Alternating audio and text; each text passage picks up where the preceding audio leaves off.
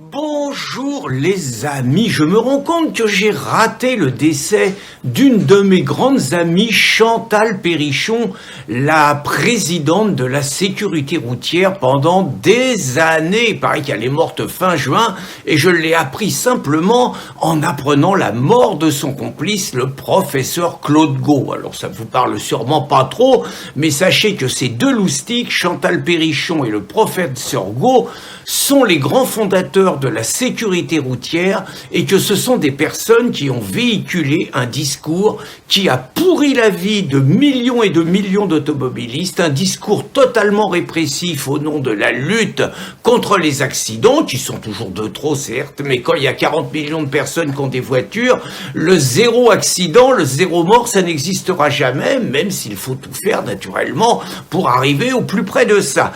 Donc ces deux loustiques, alors le professeur Gau, lui, il a été conseiller de ministres comme Simone Veil ou comme Jacques Barrot. Son titre de gloire, c'est d'avoir rendu la ceinture automobile obligatoire. Alors vous allez me dire, mais attends, tu peux pas être contre ça, je sais que je vais pas faire l'unanimité, et je ne fais pas partie des imbéciles qui ne mettent jamais la sécurité routière, la ceinture de sécurité.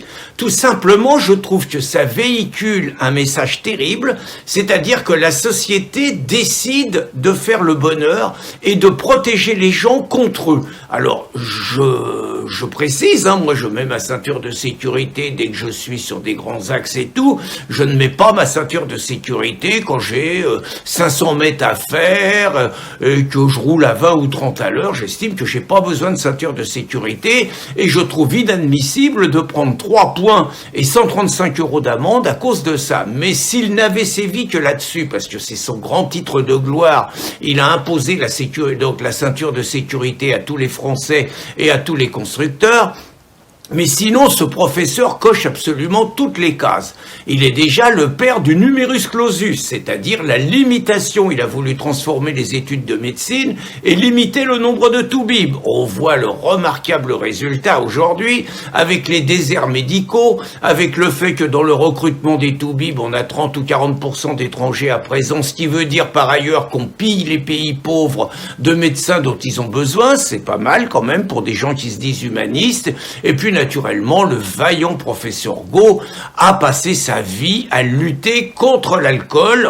Il dit qu'il a jamais bu une goutte d'alcool et ça se voit. Je trouve qu'il aurait dû en boire quelques-uns. Ça lui aurait donné moins l'air intégriste et constipé, voire illuminé qui était le sien. Et puis la tabagie. Alors entendons-nous bien, moi j'aime pas fumer, j'ai jamais fumé de ma vie, je ne supporte pas une ambiance tabagique, mais je n'ai pas envie pour autant qu'on persécute les fumeurs et qu'on en arrive au prix du paquet de cigarettes à 10 € aujourd'hui, sans doute plus, il y a longtemps que j'ai pas suivi, ce qui fait naturellement que ce sont les trafics parallèles qui réussissent à tirer les marrons du feu. Je n'ai pas envie, en gros, qu'on fasse le bonheur des fumeurs contre eux. Si les gens veulent fumer, ils fument. Si les gens veulent boire, ils boivent. La seule chose est de ne pas mettre en danger la vie d'autrui. Mais personnellement, on a le droit de faire ce qu'on veut, y compris de se suicider. Donc un espèce d'intégriste de tous les défauts, en gros, vous voyez, c'était naturellement l'obligation de porter un casque pour les vélos, vous voyez, je vois pas pourquoi on oblige les cyclistes à porter un casque. S'ils veulent pas porter de casque, ils portent pas de casque et c'est eux qu'on assume les conséquences. Alors ce qui est extraordinaire, c'est que naturellement, le professeur Gau était un vaillant covidiste, il s'est gouré surtout, donc il était naturellement dans les plus radicaux des covidistes, qui exigeait des mesures, la vaccination obligatoire et tout, donc il nous a fait ça aussi.